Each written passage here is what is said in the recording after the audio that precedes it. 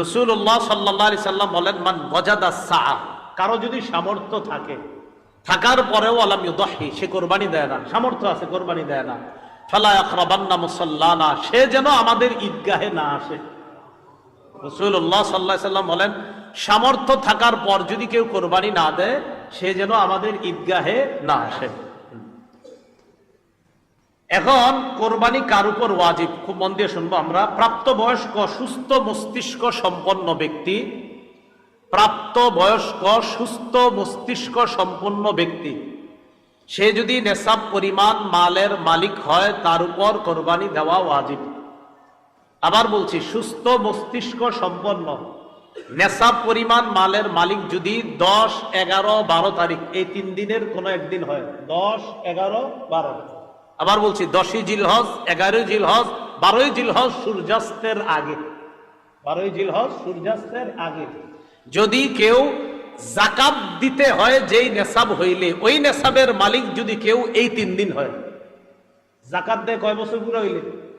1 বছর। এটা 1 বছর না, মাত্র কয় দিন? 3 দিন। হ্যাঁ, 3 দিন, 10, 11, 12 জিলহজ, এই 3 দিন যদি সুস্থ মস্তিষ্ক সম্পন্ন বালেগ বালেগা নারী পুরুষ তাদের কাছে যদি নেশাব পরিমাণ সম্পদ থাকে, তাদের উপর কোরবানি দেওয়া ওয়াজিব। মনে থাকবে তো? আল্লাহ আমল করার তৌফিক দান করেন। এক্ষেত্রে একটা কথা মনে রাখবো, কোরবানির ক্ষেত্রে প্রয়োজনের অতিরিক্ত সম্পদের মধ্যে জমিনও গণ্য করবেন। যেই জমিনের ফসলটা আপনার প্রয়োজনের অতিরিক্ত, মানে এটা আপনার প্রয়োজন না, এটা আপনার না হইলেও চলে, এই জমিনের ফসল না হইলেও চলবে, এটাও কোরবানির নেশাবে ধরবেন। কি বললাম? জমিনের ক্ষেত্রে প্রয়োজনের অতিরিক্ত যে জমিনগুলো আছে, কোরবানি, শুধু কোরবানির নেশাবের ক্ষেত্রে এটাকে আমরা গণ্য করব। আল্লাহ বুঝার তৌফিক দান করেন। অনেকেই আছে কিন্তু আপনার নেশাবের মাল আছে, হয় এই 3 দিনে হয়ে যায় অনেকের, মাশাআল্লাহ। তো যাই হোক, আপনারা তো জানেন কাদের হবে কাদের হবে না, এই জন্য চেষ্টা করা, অন্তত একটা খাসি বকরি দিলেই তো হয়। এরপরের মাসালাটা আমরা মন দিয়ে শুনবো। নেশাব স্বর্ণের ক্ষেত্রে 52.5 তোলা স্বর্ণ, স্বর্ণের ক্ষেত্রে 7.5 ভরি স্বর্ণ, রূপার ক্ষেত্রে 52.5 তোলা রূপা, 7.5 ভরি স্বর্ণ অথবা 52.5 ভরি রূপা, 7.5 ভরি স্বর্ণ, আর রূপার ক্ষেত্রে 52.5 ভরি বা তোলা, যেটা বলেন, ভরি বললে হবে, রূপা।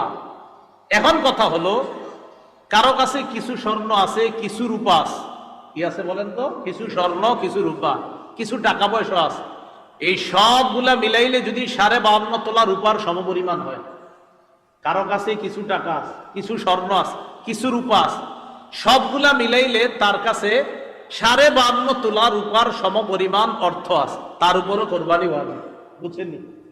কারো কাছে কিছু স্বর্ণ, কিছু রূপা, কিছু টাকা পয়সা, এই সবগুলা মিলাইলে যদি 52.5 তোলা রূপার সমপরিমাণ টাকা হয়, এক্ষেত্রে স্বর্ণ বলবো না, 52.5 তোলা রূপার সমপরিমাণ যদি অর্থ হয়, তার উপরও কোরবানি ওয়াজিব। আল্লাহ আমল করার তৌফিক দান করেন। মাসালা, কোরবানির নেশাবের ক্ষেত্রে যাকাতের মতো কি পূর্ণ 1 বছর থাকতে হবে? না, পূর্ণ 1 বছর থাকতে হবে না। কোরবানির নেশাব শুধুমাত্র আপনার 10, 11, 12 এই 3 দিন জিলহজের। আর জিলহজের 12 তারিখ কি পর্যন্ত জানি? হ্যাঁ, সূর্যাস্ত পর্যন্ত, এই 3 দিন। এবার আসেন নাবালেগের কোরবানি। নাবালেগের পক্ষ থেকে কোরবানি দেওয়া যাবে কিনা? নাবালেগ যদি নেশাব পরিমাণ মালের মালিক হয়, নাবালেগ যদি নেশাব পরিমাণ মালের মালিক হয়, শিশু কিশোর অথবা সুস্থ মস্তিষ্ক সম্পন্ন ব্যক্তি না, এমন ব্যক্তির টাকা পয়সা আছে। একটা ব্যক্তির মাথা ঠিক নাই, 3 তলা 4 তলা বাড়ি আছে, কথার কথা, এর নামে আছে, হয়তো অন্যরা তাকে দেখাশোনা করে, তাহলে শিশু কিশোর তাদের টাকা আছে কোরবানি দেওয়ার মতো, নেশাব পরিমাণ মালের মালিক তারা। আরেকজন যার সুস্থ মস্তিষ্ক নাই কিন্তু টাকা আছে, নেশাব পরিমাণের মাল, এই সম্পদ আছে যেটা দিয়ে কোরবানি দেওয়া যায়, তাদের উপর কোরবানি ওয়াজিব না। বলেন, তাদের উপর কোরবানি? তাহলে বলেন তো, কোন শিশুর নেশাব পরিমাণ মাল আছে, কোরবানি ওয়াজিব না।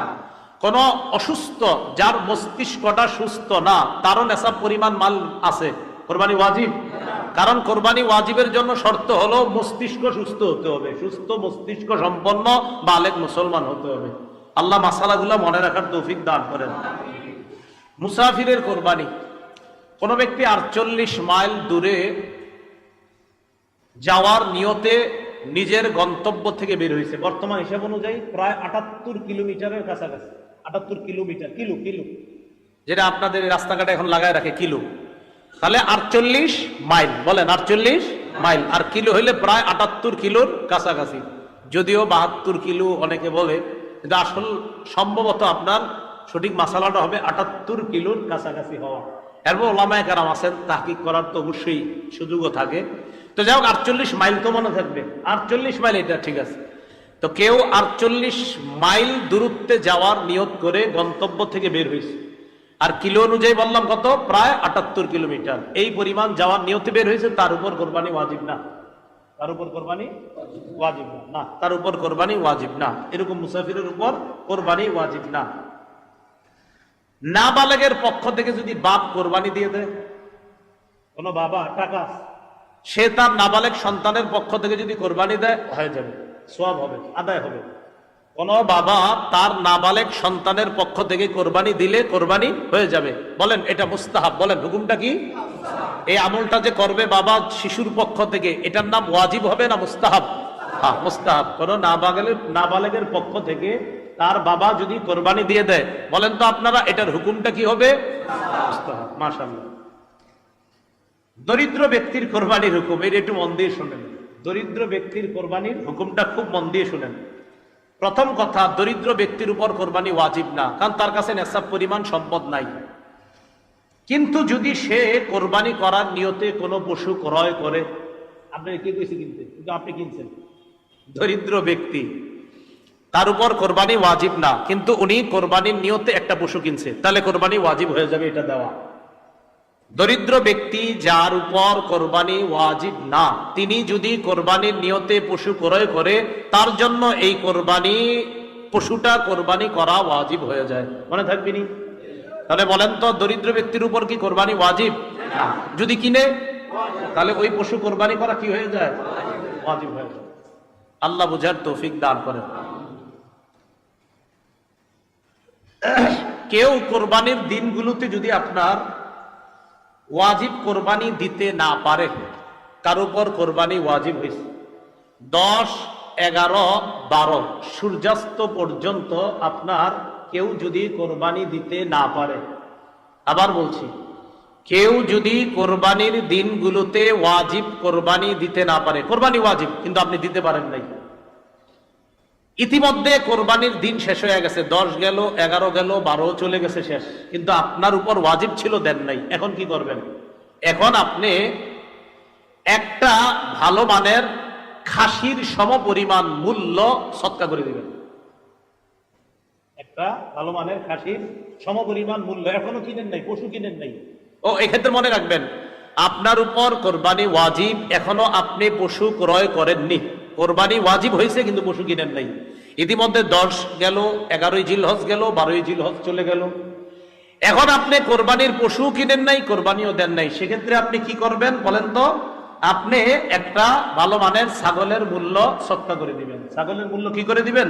সদকা করে দিবেন।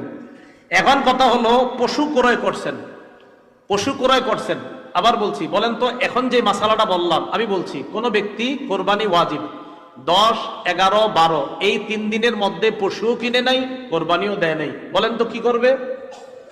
কি সদকা করবে? একটা ছাগলের মূল্য সদকা করে দিবে। ছাগল বলি আমরা, ছাগলের মূল্য সদকা করে দিবে। এখন কথা হলো, কিনছেন, পশু কিনছেন, কিনার পরে 10, 11, 12 কোরবানি করেন নাই। আগেরটা হলো কিনেন নাই, কোরবানিও দেন নাই। এটা হলো ওয়াজিব হয়েছে, পশুও কিনছেন কিন্তু কোরবানি দেন নাই। ইতিমধ্যে 10, 11, 12 চলে গেছে। সেক্ষেত্রে কি করবেন? সেক্ষেত্রে ওই জীবিত পশুটাই সদকা করে দিবেন। সেক্ষেত্রে কি করবেন? জীবিত পশুটা। আবার মন দিয়ে বুঝেন। তাহলে এবার আপনাদেরকে জিজ্ঞাসা করি, কারণ এখানে আরেকটা মাসালা বলবো ইনশাআল্লাহ। 1 নাম্বার, কোরবানি ওয়াজিব 10, 11, 12 এই 3 দিনের মধ্যে পশু কিনেন নাই, কোরবানি দেন নাই, কি পরিমাণ মূল্য সদকা করে দিবেন? ছাগলের। আচ্ছা, আপনি কোরবানির পশু কিনছেন, 10, 11, 12 চলে গেল, কোরবানি দেন নাই, এখন কি করতে হবে? জীবিত এই পশুটা সদকা করে দিবেন। কথার কথা, 10, 11, 12 পরে ওই পশু আপনি জবাই করে ফেলছেন, এটা কিনছিলেন কোরবানির জন্য, কোরবানির জন্য কেনা পশুটা 10, 11, 12 পরে আপনি জবাই করছেন, এখন কি করবেন? ওলামায়ে কেরাম মাসালা দিল, ভাই আপনার তো মূল্য এই পশুর সমপরিমাণ মূল্য সদকা করা ওয়াজিব ছিল। ভাই না, আমি তো পশুই কিনছি। ও আচ্ছা, তাহলে তো জীবিত পশুটা দেওয়া আপনার ওয়াজিব ছিল। ভাই আমি তো জীবিত পশু দেই নাই, পশু তো আমি জবাই করছি, এখন কি করব?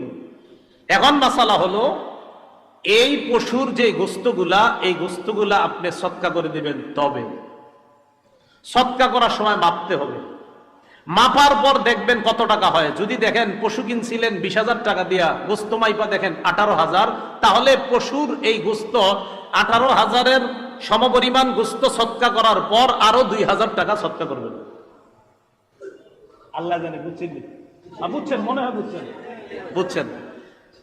হ্যাঁ, বুঝছেন না? আচ্ছা, বুঝলে আলহামদুলিল্লাহ। পশু কিনছেন, কেনার পরে কোরবানি দেন নাই, এখন 10, 11, 12 পরে জবাই করছেন। ওলামায়ে কেরাম বলছে, আপনি এটা জবাই করলেন কেন? জীবিত সদকা করে দিতেন। হুজুর আমি তো ভুল করে ফেলছি, কি করবো এখন? ও আচ্ছা ঠিক আছে, গোস্তগুলাই সদকা করে দেন।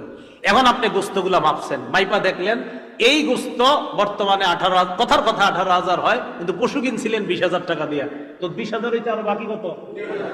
এই গোস্ত সদকা করার পর আরো 2,000 টাকা সদকা করেন। বুঝলেন? আচ্ছা আচ্ছা, আল্লাহ বুঝার তৌফিক দান করেন। ঠিক আছে, এই মাসালাগুলো খুব আপনারা মনে রাখার চেষ্টা করবেন।